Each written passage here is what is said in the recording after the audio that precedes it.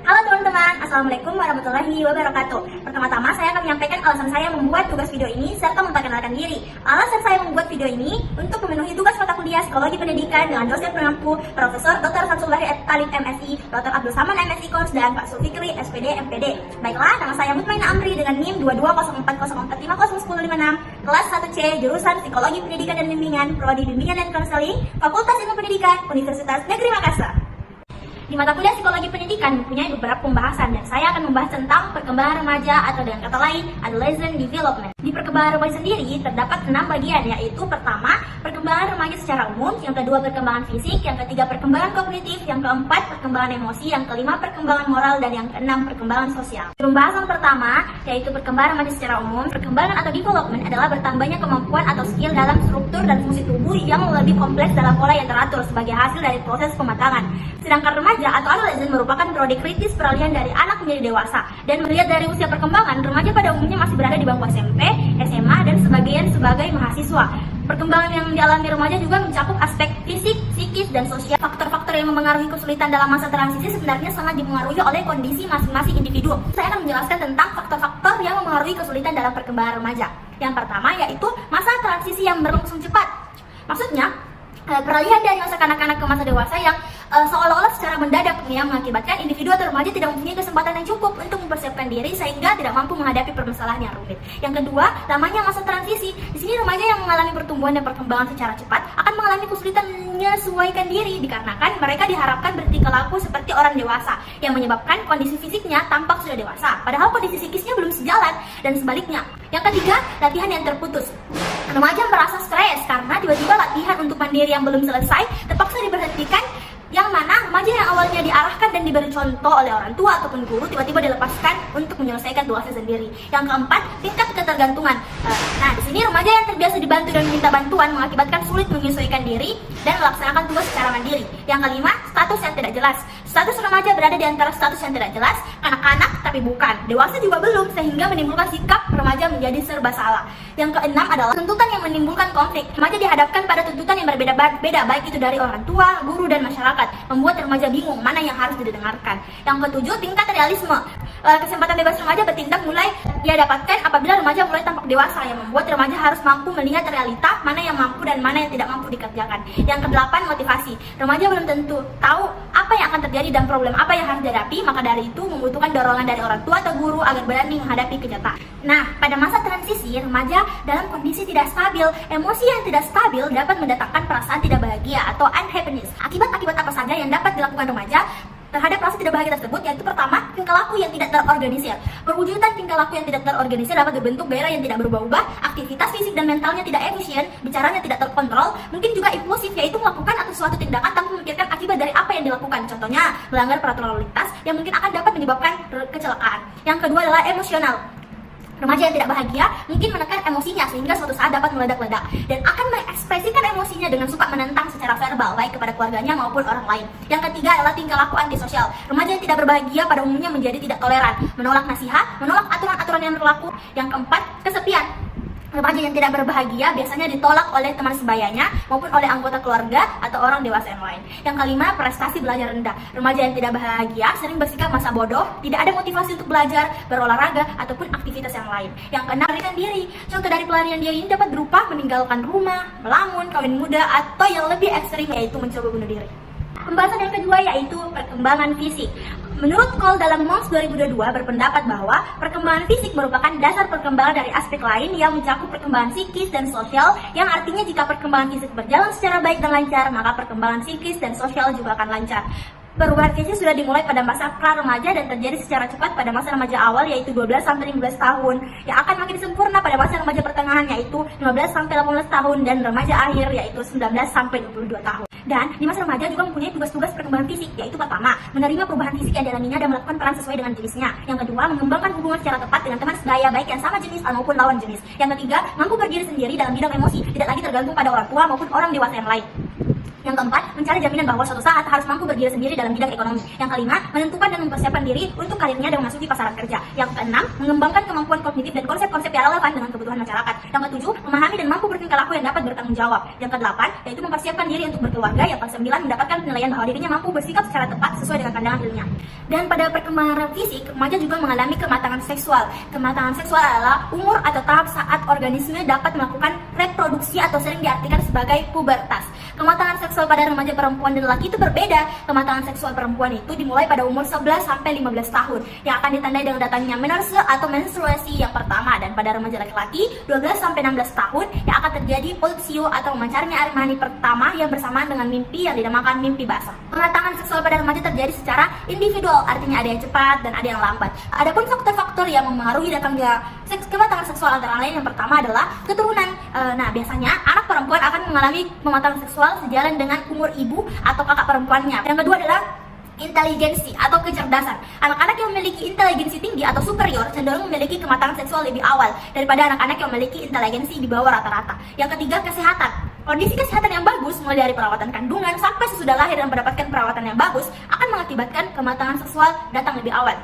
Yang keempat, gizi. Baik bagi anak-anak yang memperoleh gizi yang cukup akan tumbuh menjadi anak yang sehat. Akibatnya, kematangan seksual datang lebih awal. Yang kelima, status sosial ekonomi keluarga.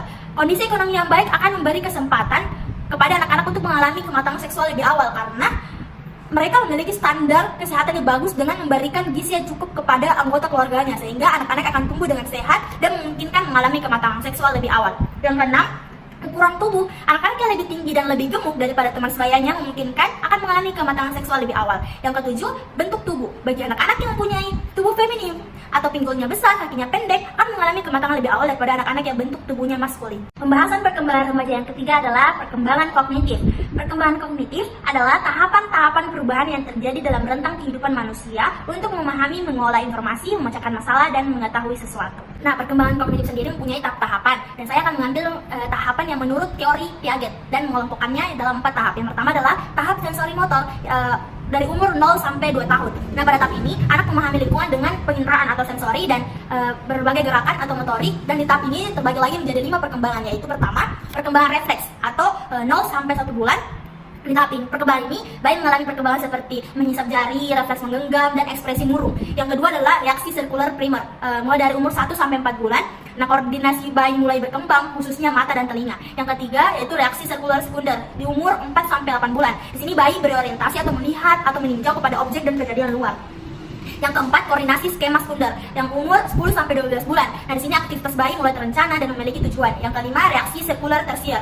Di sini bayi sudah mulai menjadi anak yang mulai memperhatikan benda sekitarnya dan menikmati hal-hal baru serta mencari cara baru. Yang kedua adalah tahap pra-operasional yang di umur 2 sampai 7 tahun.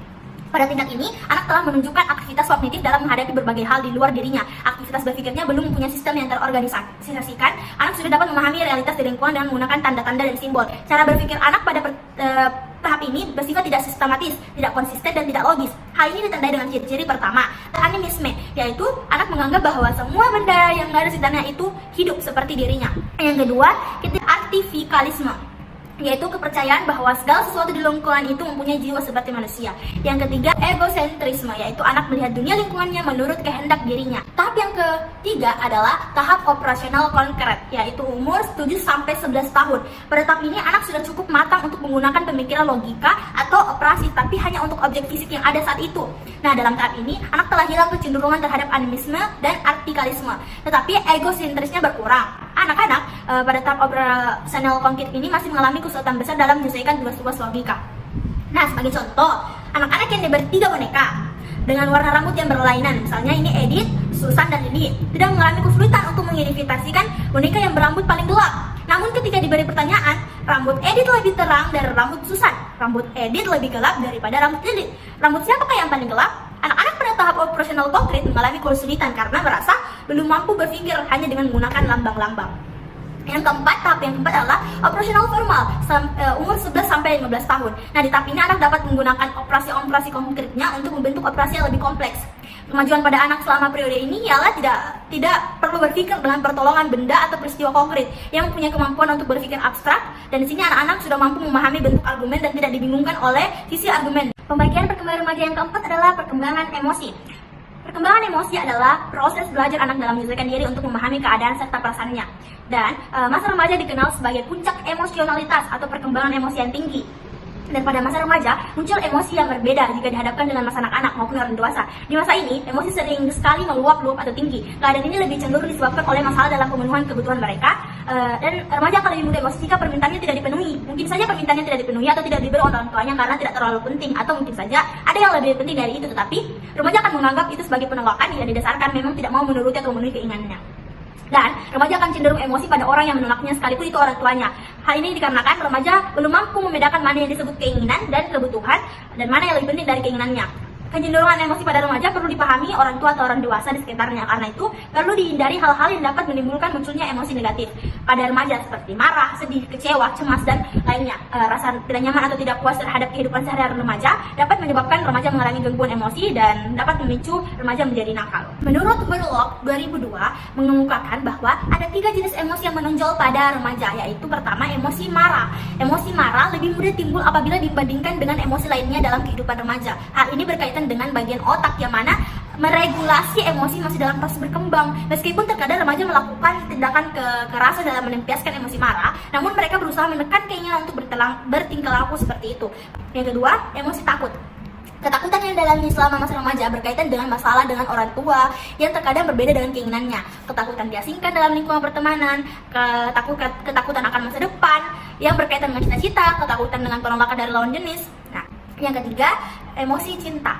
Perasaan cinta pertama kali dirasakan dari kasih sayang seorang ibu. Kemudian, seiring bertambah usia, rasa cinta mulai ke arah lawan jenis. Dalam merasakan emosi cinta pertama kali yang tentunya berbeda dengan cinta kepada orang tua, remaja mengalami kebingungan. Emosi ini menimbulkan kegelisahan dan menyebabkan suasana hati berubah-ubah. Remaja perlu menceritakan isi hati kepada orang yang tepat untuk mendapatkan arahan yang sesuai agar tidak terjebak dalam rasa cinta yang buta. Di perkembangan emosi juga mempunyai ciri-ciri dan caranya. Menurut Berlock 1980 mengemukakan 2 ciri-ciri kematangan emosi, yaitu pertama, kontrol diri. Remaja mampu menunggu saat dan tempat yang tepat untuk mengungkapkan emosinya dengan cara-cara yang diterima. Yang kedua, pemahaman diri.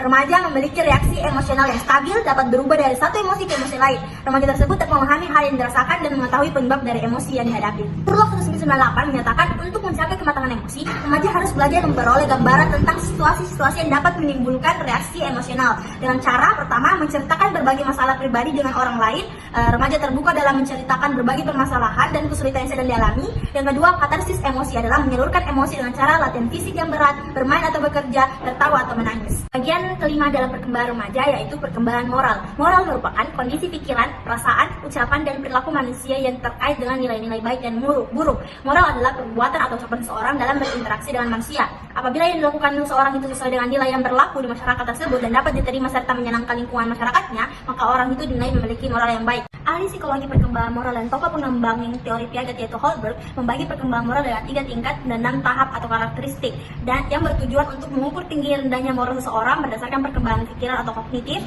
perasaan, dan penalaran. Berikut penjelasannya. Yang pertama, tingkat 1 yaitu prakonvensional yang sekitar orang umur 4-9 tahun. Penalaran prakonvensional adalah tingkat yang paling rendah dalam teori perkembangan moral Holberg. Tingkat ini anak beranggapan bahwa tingkah laku yang baik akan mendapatkan imbalan dan tingkah laku yang buruk akan mendapatkan hukuman.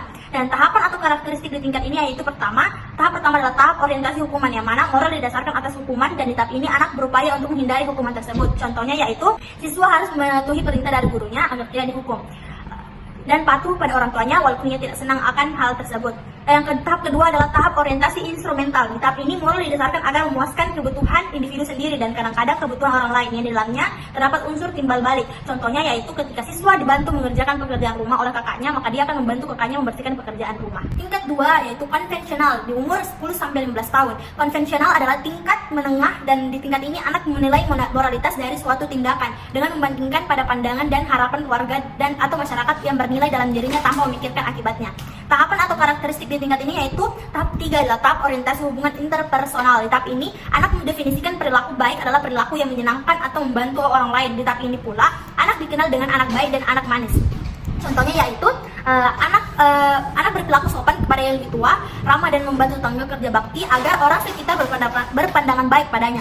Tahap 4 adalah orientasi hukum, dan aturan di tahap ini didasarkan atas aturan sosial, hukum-hukum, keadilan, dan kewajiban. Contohnya yaitu menggunakan helm dan membawa SIM untuk ketertiban lalu lintas, dan memakai seragam lengkap untuk memenuhi tata tertib sekolah. Tingkat 3 yaitu post konvensional. Di sini umur 16 tahun. Post konvensional atau pasca konvensional adalah tingkat tinggi di mana anak memandang moral lebih dari sekedar kesepakatan tradisi sosial, yang artinya anak mematuhi peraturan tanpa syarat yang tidak tergantung pada orang lain dan paham bahwa moral harus dipakai dalam segala situasi. Tahapan atau karakteristik di tingkat ini yaitu tahap 5 adalah orientasi kontrak sosial, yaitu nilai-nilai atau aturan-aturan bersifat relatif dan dalam artian dari satu orang ke orang lain berbeda nilai atau pendapatnya, dan ketika melakukan hal tersebut didasari pemahaman bahwa itu merupakan hal yang terbaik untuk semua orang. Contohnya yaitu mahasiswa mengerjakan tugasnya untuk memenuhi kewajibannya dan juga berharap untuk memperoleh hasil studi yang bagus.